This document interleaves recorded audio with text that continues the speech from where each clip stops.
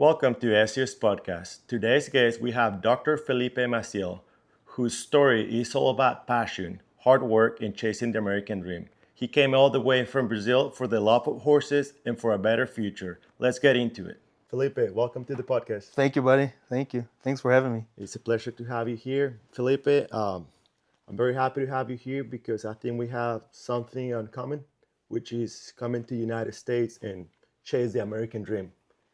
As I know you come from Brazil. I know it wasn't easy for you, and I would like to know the story behind Felipe Maciel.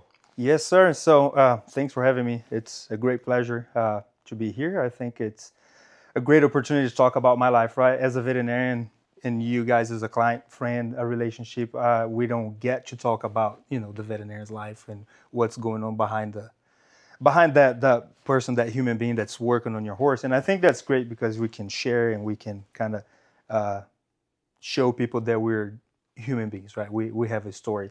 And it's interesting that you asked that because today I'm here with an immense gratitude because it starts, like you said, with the decision of immigrate to another country, and that's never easy. And everything started back in vet school. Actually, a little bit before, because coming from Brazil, and I think a lot of the South America countries, we buy the American dream. Like everything, it's what's happening here. We want to purchase things from here. If you're in a horse world, you want to, rope, you want to run barrels. We buy the American dream. So growing up as a kid, that's what I was exposed to because the part of Brazil that I'm from, it's the very western side of Brazil. And the culture, the rural culture around that area is just big. Everything you look, it's beef cattle or horses. So that's where I grew up. So it's just natural that the American dream is very vivid in that area. So because of that, I decided to go to vet school, had friends. I never had horses. I never had like a very intimate contact with horses on a daily basis, but I had friends that own farms. So that was my weekend, going to somebody else's farm and just hanging out there. So that's why I actually decided to go to vet school. When I applied to vet school and actually within the first year, I really decided that I want to do horses, and the school that I was attending was not very strong on that field. So I decided to take a sabbatical. I was like, you know what? I'm going to find somewhere, I'm going to go to the States, and I'm going to get experience with horses. So I found this exchange program. It was a rural exchange program that they will match you with a place based on what you're looking for. And I ended up down the south of Texas on the Arabian farm. And my job was clean stalls and take care of babies because they had a lot of babies in there sick, like with rhodococcus, with respiratory disease. And they needed somebody to take care of those babies, give meds, take temps, all that, those things that we're doing during the day.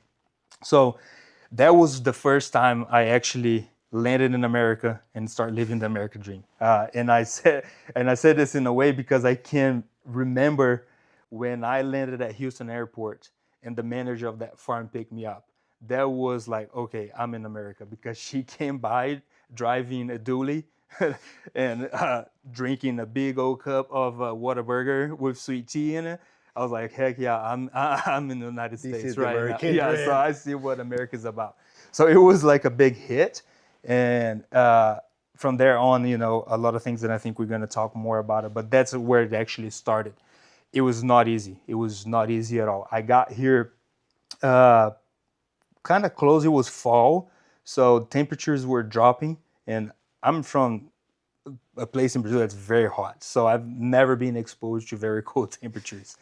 And my English was very poor, so I could not communicate. So those are the two things that I remember that was a struggle because I got very cold. I can tell you that. I got very cold, and my communication was poor, so I was like pretty much in my own little world trying to understand things.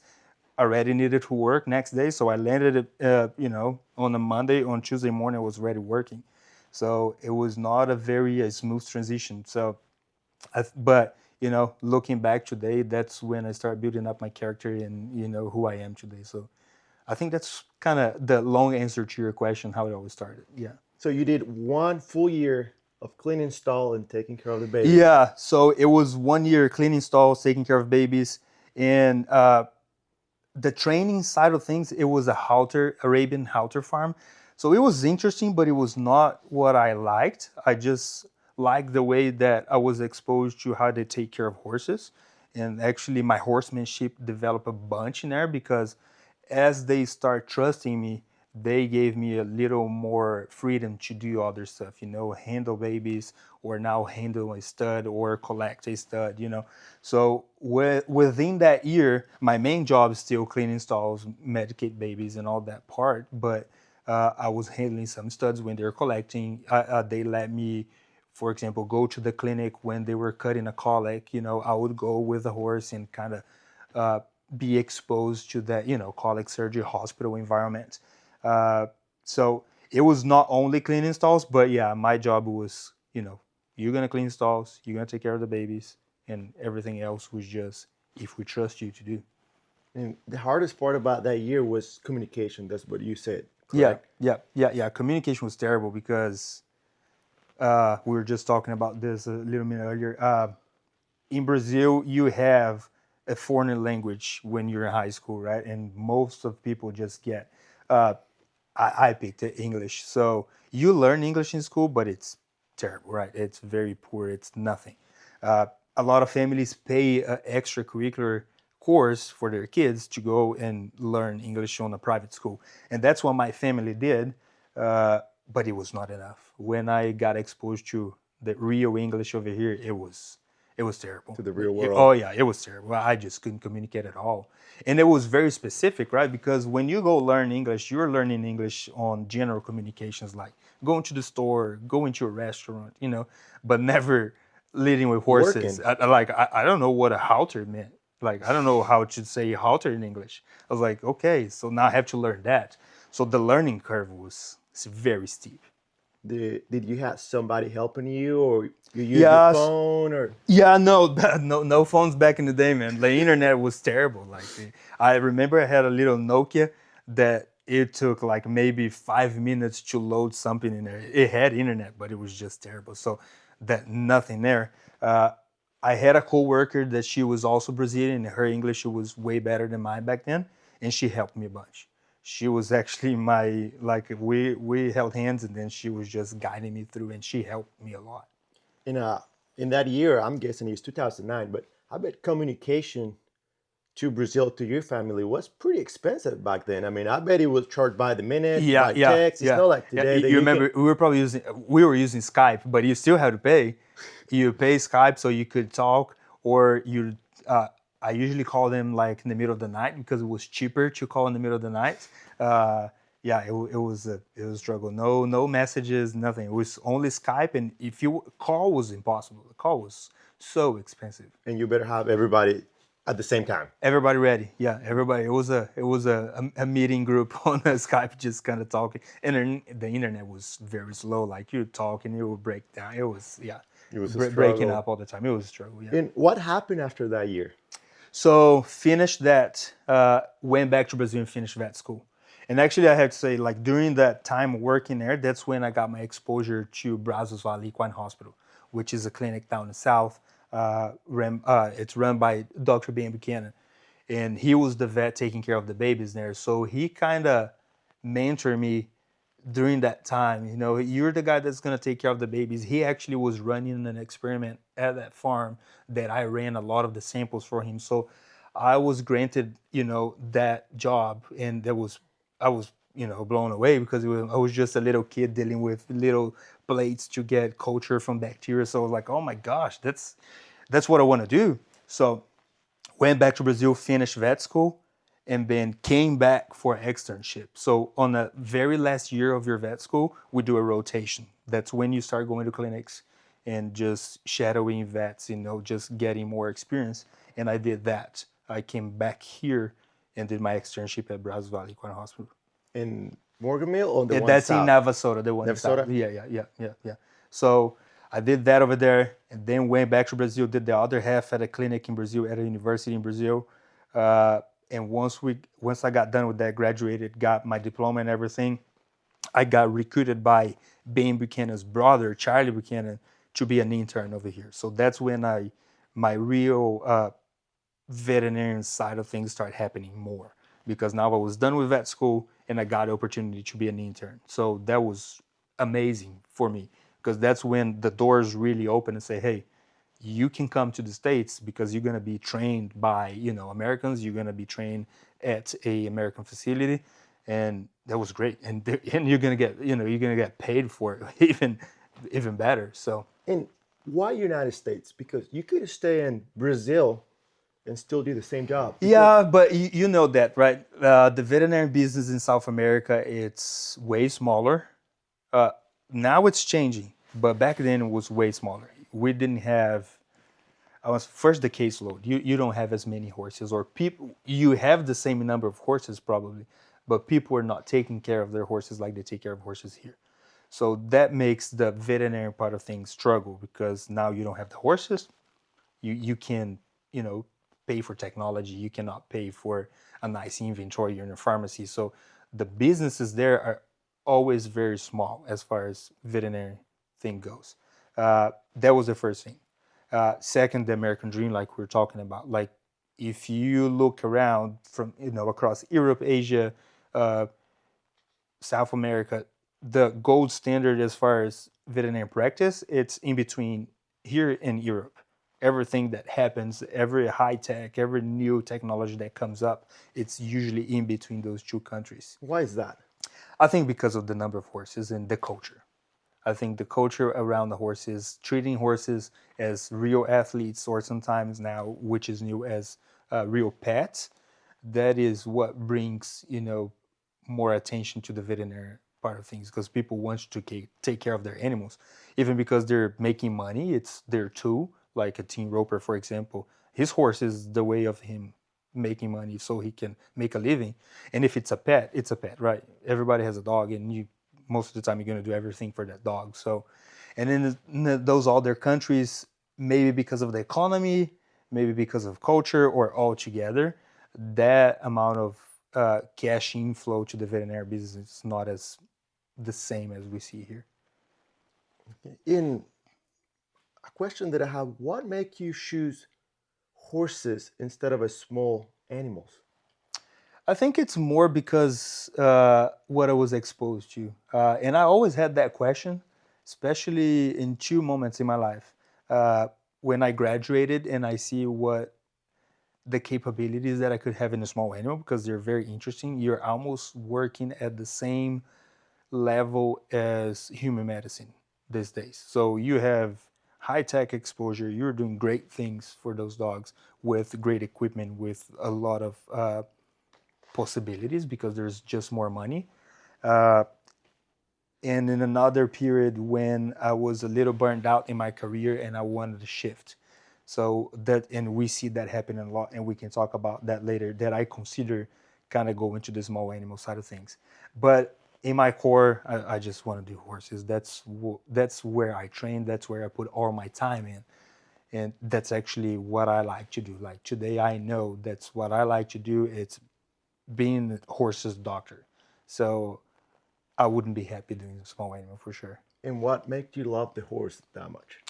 I think there's one big thing. There's just very resilient animals, and it's funny because since I'm a guy that I didn't grow up with horses, my passion it's literally the medicine part of it. The surgery, the technical part, studying how to fix that horse.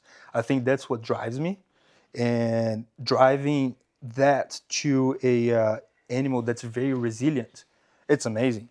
It's just amazing. We do things with horses that sometimes even me, I'm blown away that we can actually fix a fracture, that is so complex. And now this horse is back walking again, and sometimes back doing its job again. So I think that's what we encounter with horses that we don't see in a lot of other species. So you like the challenge. You like something Oh yeah, for sure. that is Oh hard yeah. to fix, and when you fix it, what's the feel? What do you feel? It's funny you asked that, because I was just reading something yesterday about it. There is a addiction to the surgery room. A lot of the human doctors, and there's actually papers now being published that being in a surgery room, it's addictive. And I think we can kind of expand that to being a doctor. because the reward that you get after you fix a horse, it's unbelievable. It is high dopamine in your brain, like, and especially when you see somebody else being successful with that horse. For example, I fix a horse that it's your main horse, and you bring to me, and now you're beaten down because that horse is crippled and you cannot go and rope and do what you love. And you put that horse under my hands, and I can fix that horse and give that back to you. That feeling is That's just, the best it feeling. is the best feeling in the world, for sure. And going back, Felipe, you say you were done with school. Did you start a clinic over there in Brazil? Did you work for somebody in Brazil? Yeah, so when I finished my internship here, uh, I partnered with Charlie Buchanan on a clinic down in Brazil. So we opened up a clinic. It was back then was Brazos Valley still. So we opened a clinic in Brazil, in a little town that was actually where all the AQHA shows happen. So it's a very nice location. We kind of study a little bit the dynamics of the horses, especially quarter horses, right, in that area, and we decided to put a clinic there. Uh, and I stayed there for 5 years.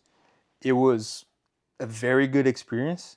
It was a part of my career that always going to be remembered because it was right when you finish your mentorship, right? Because you have all those guys holding your hand, and now they let you go. And in my case, they let me go, and I went to another country, so they really let me go. So I was working by myself, getting the help, through phone calls. Sometimes they will fly down to Brazil and help me with surgeries, but most of the days you're on your own doing your own thing. And I had great friends that actually helped me out in Brazil. So I started with a very good clientele. Started doing work with some team ropers that they were, big barns, and some cutters too that they had, a big good.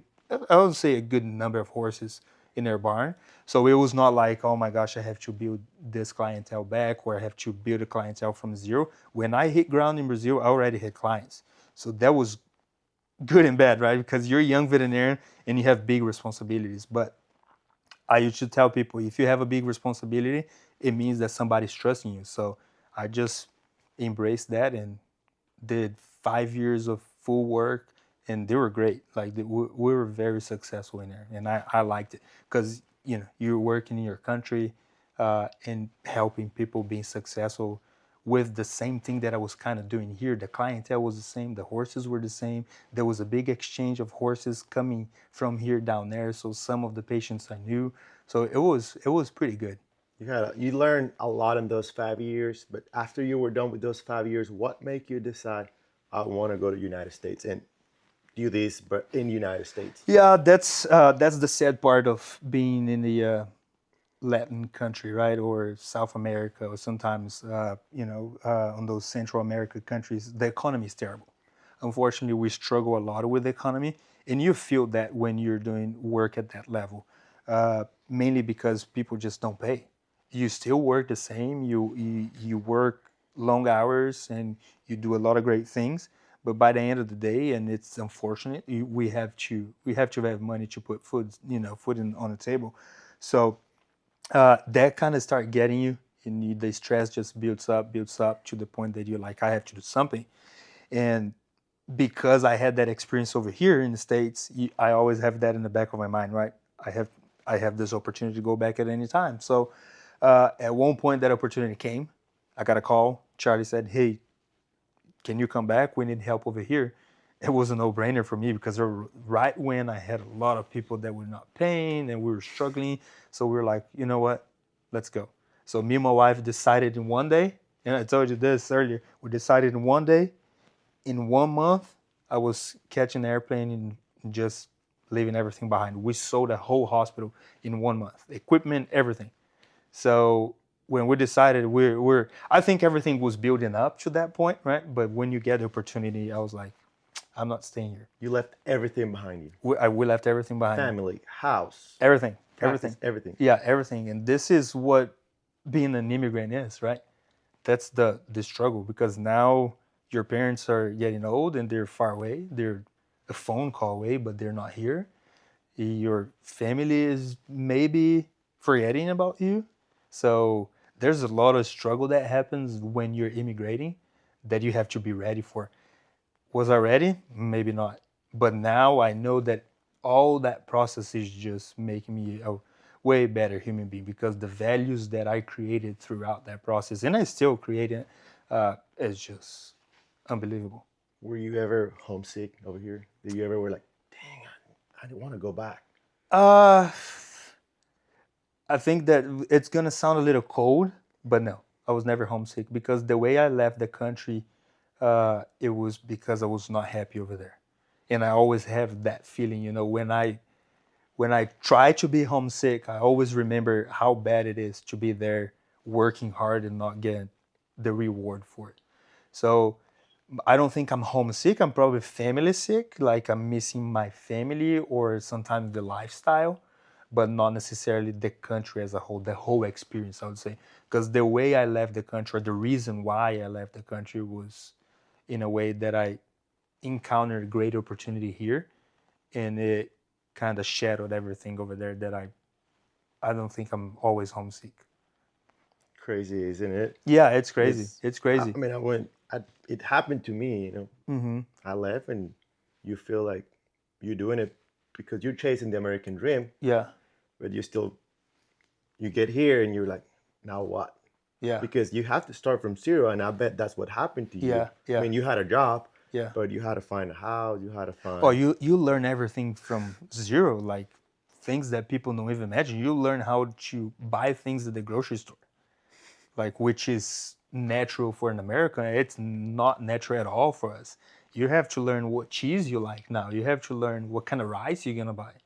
You have to learn how you're gonna get a new document. You know, you're learning life like a little kid. Like when you just you turn 18 or here 21, and then you gotta learn all those things and like you have to take a driver's license back again. So Yes. everything is new. Everything is new. So and it's good. Like it's suffer time when it's happening, but looking back now, that's what makes a lot of times you see foreigners, immigrants being so successful. Because if they use that opportunity in their favor, they just become very strong human beings because they're ready for pretty much everything. Yes. And now, your license, your vet license, Hmm. you were not able to use your Brazil license in here. I'm sure you had to go through school again and get your license in the United States. Is that correct? Yeah. So the way it works is that you're right. You cannot use the Brazilian license. You have to go through a process. Uh, and the way you go through that process is pretty complex. So you go through a process where first you start the paperwork and all the bureaucratic things, but after that you have to take an English test. So you have to take a proficiency English test to them to certify that you know how to speak English at certain standards, and you have to hit certain scores during that test. After you pass the test, you take a basic science test, which is a general veterinarian, pretty, not a lot of questions kind of test, just to kind of get you through this process. And then you take a practice test. So we stay at a place in my case it was in Las Vegas, taking tests, practical tests for 3 days. So you do surgeries, you look at large animals, small animals, you do a procedure in a dog, you run anesthesia on a dog, you see cases in a horse, you see a case in a dog, you see a case in a ruminant. So they're testing you to see if you can hit those standards. It's it is a pass or fail test, but it's basically they're trying to see if you're a veterinarian first, and then if you're hitting some standards. After all that, you have to take the national test, which every single student here in the States have to take, which is called the NAVLE. So you have to take that one, which is pretty hard for someone that was that graduated like 15 years ago. So uh, what I did when I moved and Charlie gave me that opportunity, I dedicated a year and a half just for that. So I was at the clinic, maybe doing some stuff behind the scenes, helping them, but not really working as a veterinarian and studying for that test. And so it was supposed to be shorter than that, but when I started the process, that when COVID hit. So to make it a little more difficult, so the what I was supposed to do in a year, maybe 9 months, I did in a year and a half because they just didn't have dates. Everything got, short numbered. So it took me a year and a half to get my license. Which it probably helped you to get, study even more. A year and a half, Yeah, or yeah, you were ready yeah. and or you were ready to do it No, quicker. no, you have to sit down and study because you're going through everything of veterinary school. You're not going just through the equine side like I do. You're doing every single thing: small animals, dogs, cats, sheep, cows, everything.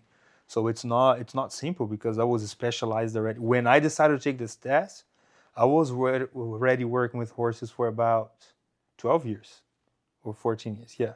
So it's going back to vet school again. So you had to learn again some of this stuff about small animals. Update yourself. Yeah, so what I did, I just started doing an externship at a clinic here in Stephenville. I had a very nice doctor here, Dr. Gerhardt, that gave me the opportunity. And I was just there following him around and just getting the experience with small animals. So you had technically two jobs, and Yeah, you had to study yeah. for your So test. twice a week I would be with him here at Animal Health, and then the rest will be at the clinic. Wow. And then I would study in the morning. I wake up very early in the morning because I'm a morning person, so I would study in the morning, go to the clinic, help them out, go back home, ride my bike. That we can talk about that later, and then study it again a little bit. And then How did you manage your time? I'm kind of freak about that. I try to manage my time pretty well because if you don't do that as a veterinarian, you're gonna be working only. So you learn that you can learn that very early on, or you just struggle through life. So I learned early on that I need to kind of be very organized of my day and try to get things done. And since you are very organized, being a vet is a little complicated because you never know when a horse is going to get sick, Yep. especially being a surgeon, Yeah. colleague, something like that. How you manage that part? So that part is it's terrible, right? Because they never prepare you for that. They never prepare. Everybody talks about it. Everybody's like, it's gonna be long hours. It's gonna be hard, but they never really prepare you for that. So that's something that happens naturally, and that's something that filters down to a lot of the profession, right? Because if you're someone that you cannot handle that, you're not staying. So on my side, for example, I stayed for about 5 years on call every day for surgery. Uh, and it was right after I was coming from Brazil. So in Brazil, I owned my own clinic and it was just me and another vet. So I was on call in Brazil every day. And that came from when I was an intern. And when I was an intern here, it was a very short group of interns. So I was on call probably every other day. And there was a period that I was on call every day because I was the only intern at the clinic. So you just get used to it. So you had a It's not good quality of life at all, and that's something that's changed in a lot. And I love that because I want to be part of that change because I don't think that's right. Uh, but what we struggle with the industry is we just don't have enough vets available. So at one point in your life, you're gonna be on call a lot, uh, and you're just gonna have to embrace it. it is very hard to have a personal life being a vet. Yes, or you're gonna have to do a lot of things very sleepy. So, for example, I like to ride bikes and I do that a lot. And sometimes you're riding bikes when you're not supposed to, and sometimes you just don't. Sometimes you gotta dedicate your whole life to your profession. I think there's a period in life that it is okay to do that. It is okay to dedicate for the long hours, but I think you always have to have an exit plan for that because just a few people can do that for their whole life.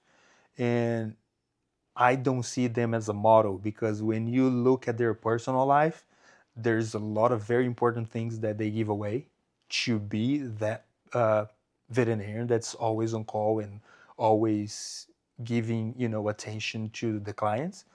That at one point, some very important things in life you have to kind of put aside. And I think, like I said, at one point in your life is good. There's a period that it's okay because that's when you're learning. You're just a sponge. You're absorbing everything. But I think there's one point in life that you have to shift where kind of let that go, build up a way that you can let that go and share more the load. Because the young veterinarians are coming and they need opportunity. So if you still holding everything to you, you're not going to do what's one of the most beautiful things of this profession, which is sharing. So you have to share the knowledge. You have to share the knowledge to other people, and that's the way you get out of it. Once you created a new guy that you mentor and now he's good, just share your caseload, share things that now you don't have to do the long hours anymore. Hey guys, I just want to say a huge thanks to all the love and support we've been receiving on the videos, and a big thanks to Pro Hats. With rugged durability and timeless style, Pro Hats are my choice. Pro Hats, ready to rodeo. Felipe, what do you think about horse psychics? That's a funny question. I don't have an opinion, number one, because it will be here forever. I do believe there's some sort of energy in this world that drives everything. Sometimes people call it God, but there's a driving force, and maybe you can feel it. You can talk to that force. I don't. I don't want to get into that, but I have a funny case that it was seen by a psychic, and this horse was very sick, very very sick.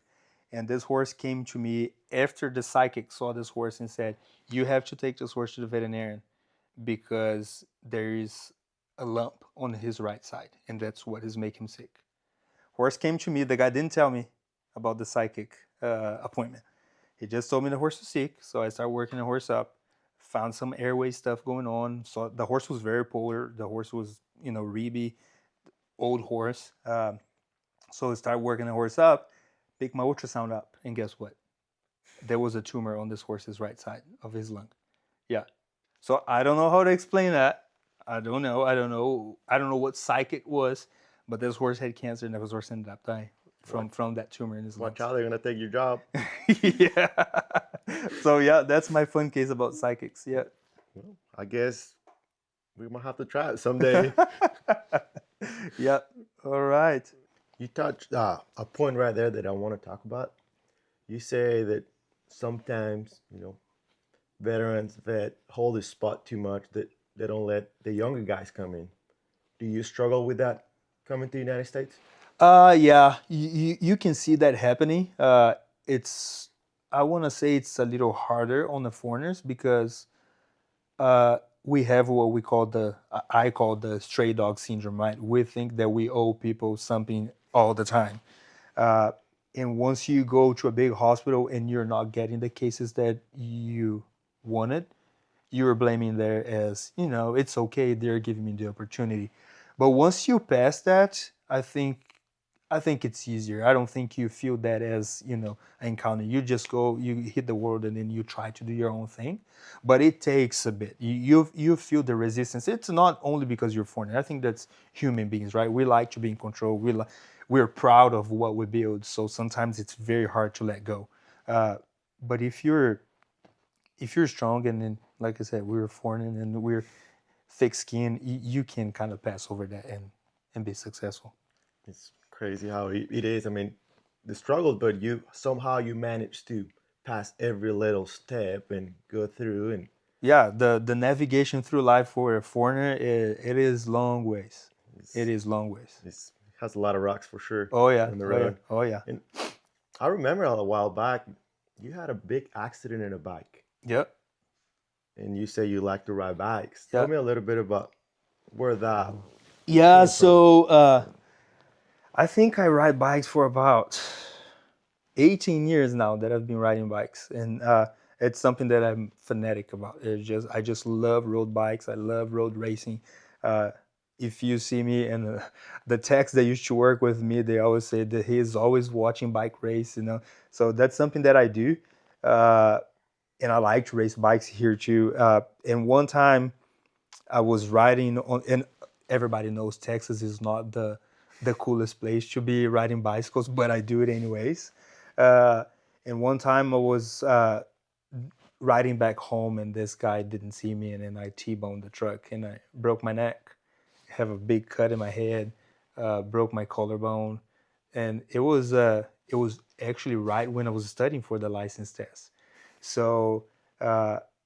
It was scary because it was scary more for my family than for me, because the way the message got across at first, when they first all the guys showed up and helicopters show up to get me and fly me to Fort Worth and all that, and the way the message got across, I was dead.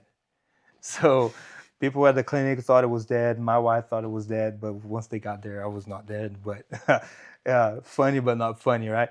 Uh, but I got over that, and it's just part of being a cyclist sometimes, I guess.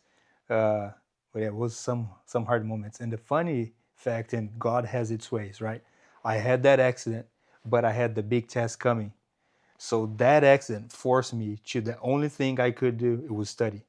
So I studied for 3 months because I can work. I was wearing a sling, I had a collar. So only thing I did was study, and then I passed the test. So God has its ways, Sometimes it's hard, but it came for a reason.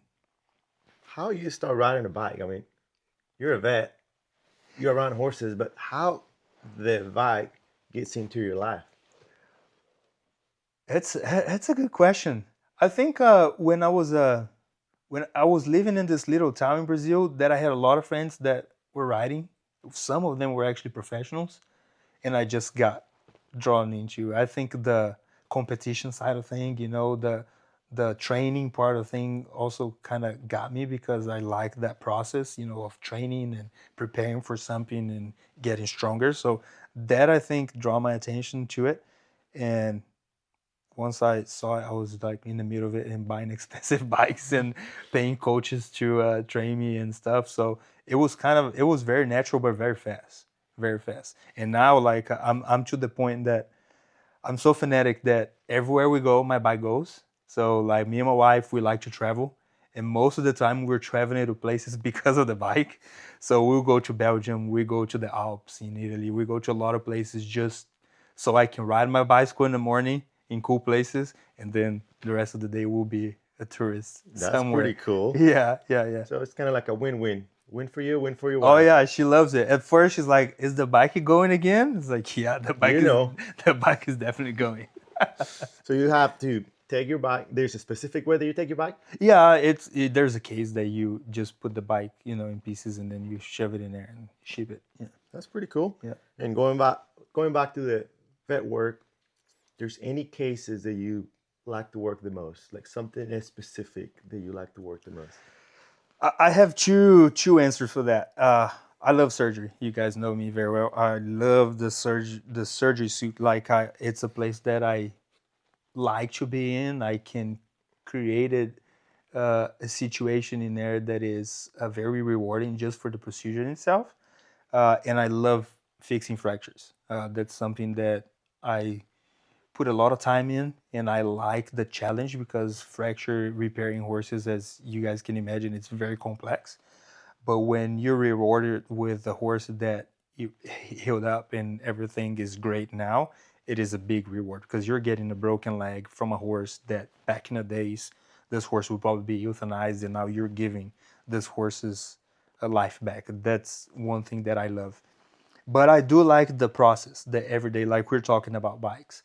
I like the lamenesses after lamenesses after lameness every day.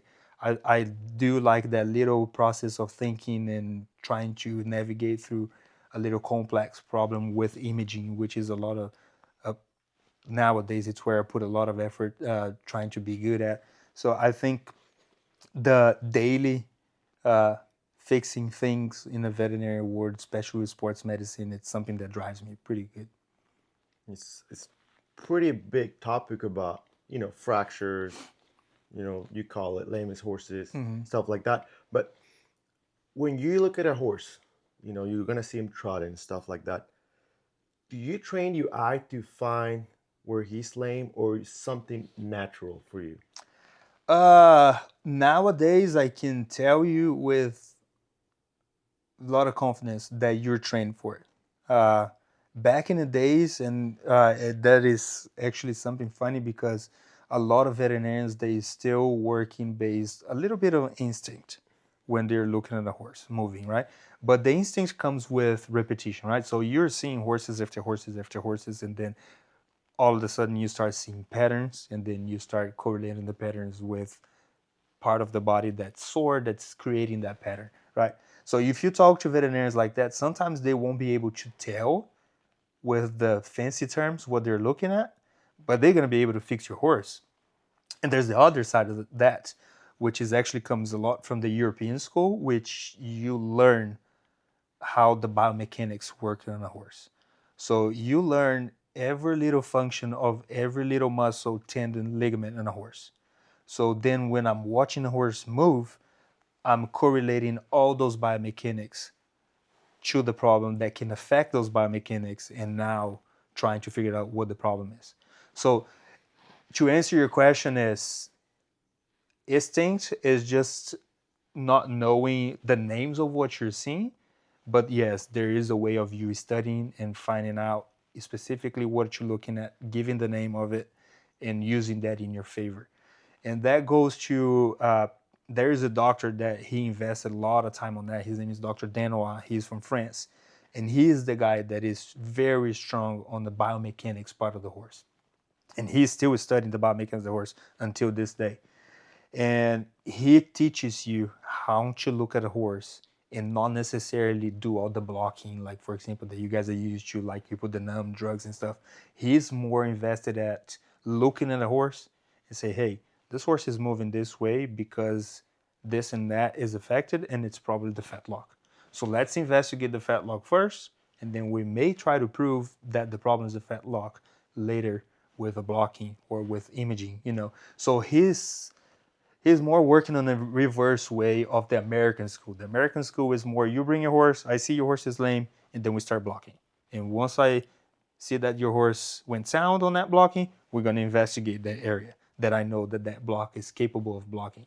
So it's just different ways of working that you're going to end up probably getting the same diagnosis. But I just invested my time way more on the looking at the horse, learning about mechanics. I think um, there's more content, more material to for the bad problems. Because the easy ones are always easy, but once the bad ones hit you, then you have to have the resources. You have to think a little more. Yeah, yeah, It's something that you learn every day, then you read every day. You try to update yourself. yeah. So veterinary medicine is something that if you don't do it, you're behind.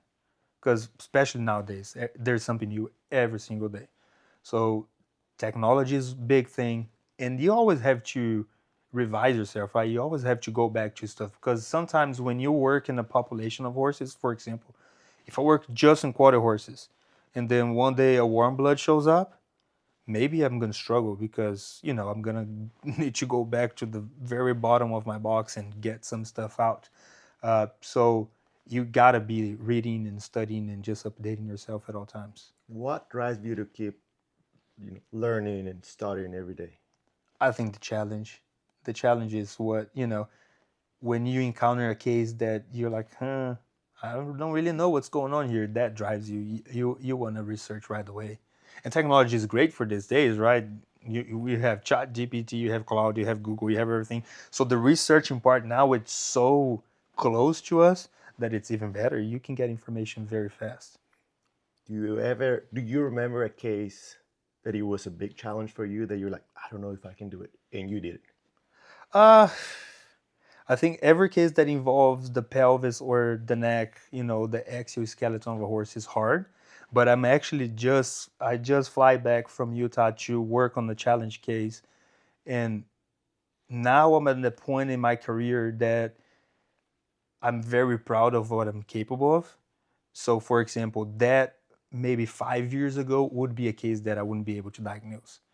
And I went there. It was a very hard case, but then in 5 minutes you get the diagnosis. So those kind of cases, it's what drives me, especially like I said, when you involve areas that is kind of the gray area of the horse for imaging, which is the pelvis, the exoskeleton, the neck, the head. Those are the part of the horses there that most of the time very challenging, but if you have the resources to kind of uncover those gray areas, it makes it very rewarding. Why the pelvis and all those areas is so hard to work on? Like, It's what's the difference? it's hard to image. It's very hard to image. You cannot take an X-ray of a pelvis. You can, but it's very hard. You have to have a very strong X-ray, and nowadays you have to have a CT. So that makes it very hard.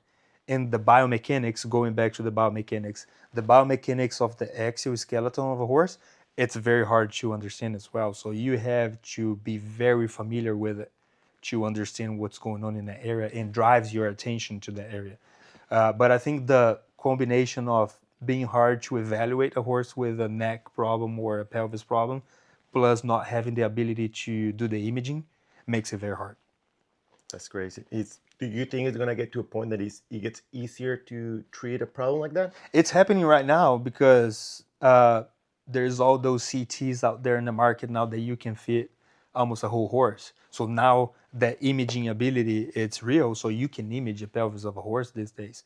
So if a horse has arthritis of the hip joint, you can diagnose that. You don't need just the ultrasound these days, or you don't have to invest so much time training yourself how to read the ultrasound or how to perform the ultrasound of that area, and then finding the problem. Now you can just throw that horse in the CT, get a CT done, and you have your answer. Will you explain to people what the CT does? So the CT is a computed tomography, right? So if you ever had a problem, orthopedic problem, that's where the doctor is going to send you to do. It's that big donut. It's not the MRI. It's that big donut, and it's an X-ray. It's the same technology as the X-ray, but it's in a donut that X-ray is going to circle around you, and there's a table that moves inside and out. That gives you that machine the ability of producing a 3D image instead of a 2D image, which is an X-ray. So now you have a very fine, detailed image with very refined image as well, with a lot of details that you can get a diagnosis on. So back in the days, you have to take an X-ray, do an ultrasound, and kind of see it all together. Nowadays, you can run a CT and you can have it all in one with a very refined image. That's cool. And you said it's not a MRI. What's the difference between the CT and the MRI? So the CT is, like I said, it's an X-ray, right? Just a very fancy X-ray. The MRI, it's a little more complicated than physics. I'm not gonna get into that because we're gonna need 3 podcasts to talk about it. But the image, the image that you get on the MRI, it is extremely refined for soft tissue. So now you're almost looking at the anatomy right there in front of you. It gives you a lot of fine details. So, and it also gives one thing extra, which is the bone contusion. When the vet says, "Oh, your horse probably has a bone edema," nowadays the only technology that can give you that information is the MRI. So the MRI is capable of seeing quote unquote fluid within the bone, and then they're gonna give you the bone contusion information. So it's a machine that gives you a very, very refined image, and therefore gives you a very nice image to diagnose something. That's cool. And I do have another question for pelvis fractures. You say it's really hard to treat, to see it.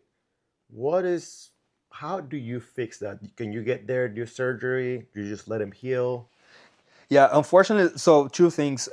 Mainly the pelvis is, there's several bones within the pelvis, right? So the horse can fracture the pelvis in several locations. Uh, that location is what gonna dictate the answer to your question. So, for example, if you have fractures that happens at the point of the pelvis, those are pretty okay. Those horses gonna be okay. Sometimes you're gonna have a little bit of a drop hip on one side, but those horses sometimes they go even back to full performance. Now, when you start going back and your fracture gets closer to the joint, to the hip joint, then that's when you start running into problems. For the main reason is you can't fix it. It's not like a dog or a human being that you can just open that up, put plates, screws, and fix it. So you're gonna have to restrain that horse in the stall and hope that that will heal nicely tight together and it's going to be functional again. So to answer your question, the pelvis has several locations that the fracture can happen. Some are okay. Sometimes you ended up euthanizing those horses because they just can't live with it. They're really hard then. Yes. I'm guessing that, getting down, getting up, Yep. makes it move. It It is never heals. even if it's a place that you can do surgery, you cannot immobilize it. It's a place that the horse needs it for every little thing that he's gonna do during the day. So you're just leaving the body's ability to heal, which sometimes it's not great. In the rodeo world, I do have a question. Where do you see the most problems? What event? There's any specific event that you're like, these guys struggle the most to keep a horse sound? I think every little sport has its own problems. there's a lot that goes into what the old school vets used to say. A lot of 80% of the problems happens within the foot, and that's still kind of real. We know that's real, but the only thing that's very common across all the modalities, all the rodeo horses, they have a lot of times multiple lesions. So sometimes those horses don't have one problem, they have several problems that you have to navigate through. Sometimes one more serious than the other. One it's affecting that horse mostly, but a lot of times I encounter horses that they don't have one single problem, and it's just the way that sport is, right? It's very demanding on those horses. Sometimes those horses start, at a very young age, and you guys use them, across a lifetime. That's impressive. So they are always high performing. So I think those things contribute for those horses to have several lesions. Uh, there's a few sports that those problems matter most. Like there's some sports that some horses can live with more, in some sports that always on the high performance, you have to be fixing everything at all times. So that's the beauty of being a veterinarian, navigating through those problems and understanding that particular individual and trying to get them through and make them perform its best ability. And when somebody take a horse to you to the clinic and be like, hey, that it helps if they tell you, I feel this, this is what they do when I'm doing this, that it helps, or you just like to start from the beginning? Like No, you look at so every horse the same way? the there's a standard of how to look the horse, going back to that biomechanics talk, but what you guys tell us, it's what matters the most, because I'm looking at a horse of a very little fraction of his life, right? And you guys are with that horse every single day. So you know that horse, I don't. I'm gonna know that horse maybe 30 minutes of his life today and then 30 minutes of his life on the next appointment. So I have to listen what you're telling me. It would be very ignorant of me not listening, because a lot of the information is coming from what you're telling me. And it's funny because a lot of horses, sometimes when you guys bring to the clinic, they're not as lame as you're telling me, or maybe they're lamer today than what you told me that he was 2 days ago. So the information that the owner, the trainer, is telling the veterinarian, it's extremely important. You cannot let that information blind you, because a lot of times happen, especially to young veterinarians, that they're so drawn into the information that the owner is giving you that they skip a lot of steps when they're going to look at a horse. But you have to, so what, this is the way I do. I get that information you guys tell me, put all that together, put that in a drawer, and then I go look at a horse. And then after I look at a horse, I get that drawer again and put it back together, and then see if everything makes sense. Because, like I said, you guys know your animal way better than I do. Do you have any clients they're like, hey, I feel like my horse need this knee done, this hog, stifle, and they're always right? Uh, a lot of times, yes.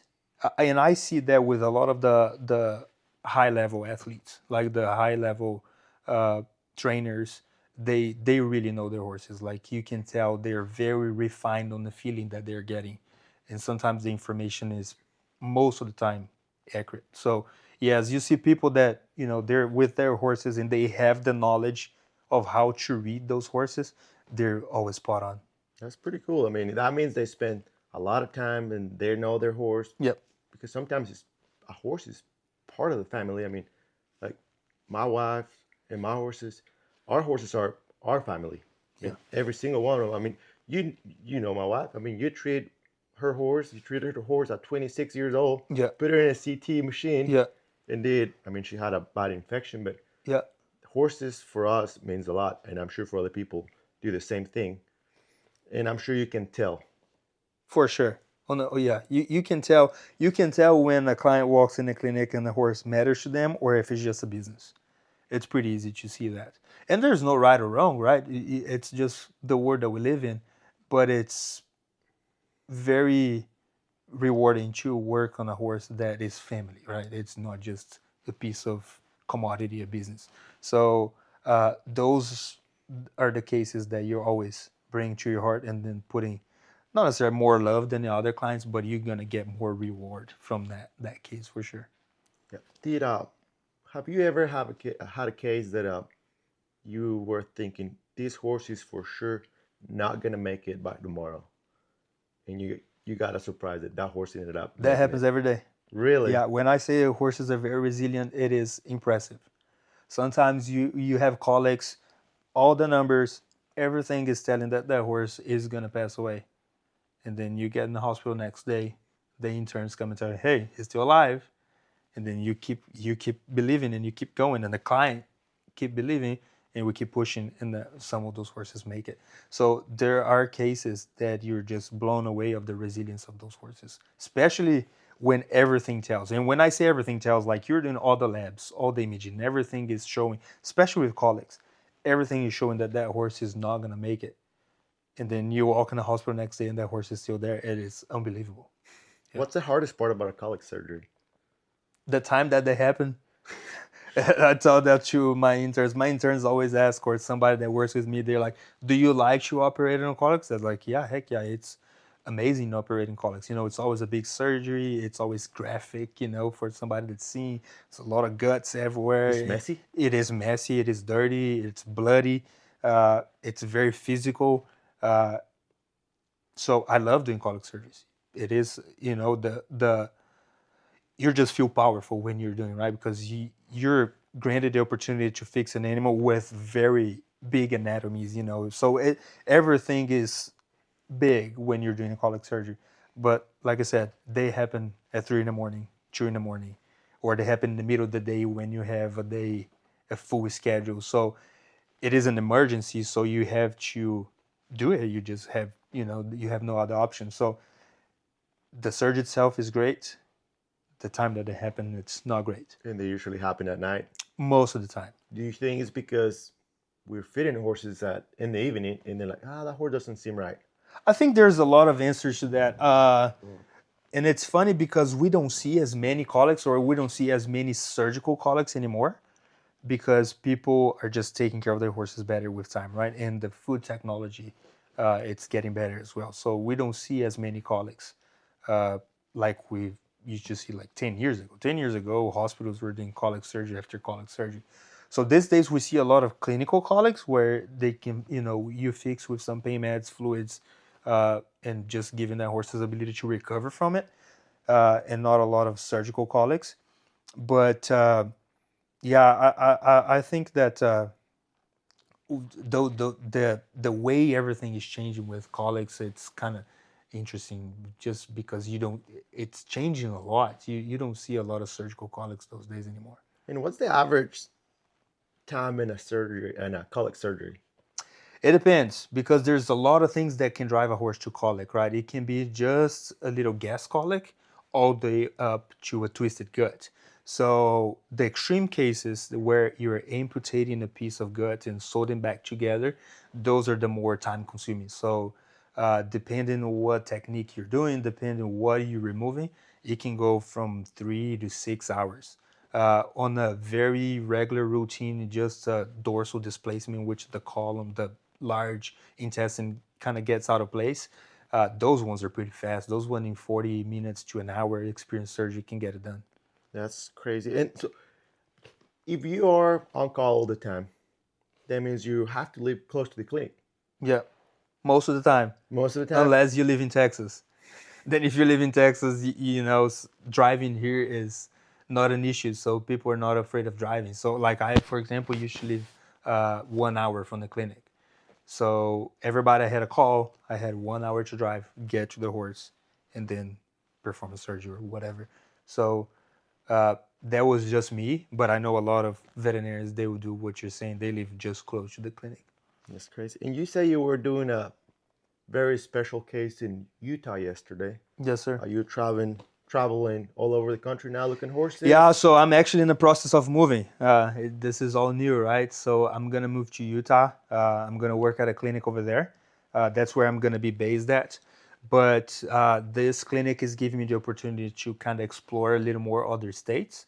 So I'm gonna be based in Utah, but I'm gonna be taking care of some clients here in Texas and some clients in Arizona. So that will be my main spots right now, and it's gonna give me the ability to do something that I always envisioned in myself, kind of spreading a little more my capabilities, not just being in one location, just taking care of that particular clientele. I wanted to expand a little more and just see more stuff. So that's where I'm at right now. So moving to Utah, from Texas to Utah, experiencing the mountains with my bike, and again, just increase my capabilities as far as client goes. It's a long. I mean, Utah from Texas is a long ways. How often are you going to be here in Texas? So we don't know yet. We're in the process of deciding that. It's gonna take a lot of how busy I'm gonna be up there, because there's a lot of cool projects that they want to do. Since I'm moving up there now, just to kind of help them out, and because it's a pretty cool clinic, and they want to get to a point that they want to be, very high standard kind of clinic. So they wanted me to help them out on that aspect. So I'm gonna have to learn first what my life is gonna be over there, to then start scheduling stuff down to Texas and Arizona and that kind of stuff. Arizona, I know that I'm gonna be there every once a month, 1 week of the month through the winter. That's pretty cool. I mean, at least Arizona in the winter is going to be nice. I know there's a lot of horses there. Yeah, that's the reason they're there. They do have a clinic over there, and they also have a little place in Wickenburg in the arena itself, like a satellite location. So a lot of the team ropers, they're gonna continue to see my face. That's pretty well. For sure, we're going to miss you here. Thank you. You Thank were you. you were our to-go guy over here, and we're for sure going to miss you, seeing you over there quite a bit often. Yes, sir. But I'm glad you're going to be here once in a while. Oh yeah, I'll be here. Save me a spot. I'm not leaving my guys behind. That's good. That's good. Felipe, a few things. I know a lot of young kids, maybe in Brazil, South America, they're going to see this video. Hmm. What will you tell them if they want to chase their American dream like you did? I think they have to be resilient, just like a horse. Just prepare to be tough. Don't expect anything to be easy, but the reward that they're gonna get on the end of the tunnel, it's pretty good. It's gonna make them better human beings, and that's what matters in life. It's not about the money. It's not about the luxury. It's about all the love, and if you trust in Jesus Christ, it's always also that, just having the Christ on you and believe that everything is a process, and when you get on the other side, it's gonna be great. Yeah. Will you change anything in your story? I wouldn't change anything. Will you do it again? I would do it again 1,000 times, even for free. You really love that horse that much. Oh yeah, oh yeah. And one last thing is, when you get old and retire, what do you want people to remember about Felipe Maciel? I want them to remember the guy that gave love and spread the word of Christ. Yeah. You did. Yeah. Felipe, thank you so much. Yes, for being sir. here. Thank you It very was much. awesome to have Yeah. you here. Thank you. Thank you. It's pretty good. It was great. I hope I get to see you again. Maybe Oh we'll yeah. do a round Yeah. two. You're not getting rid of me. I know, right?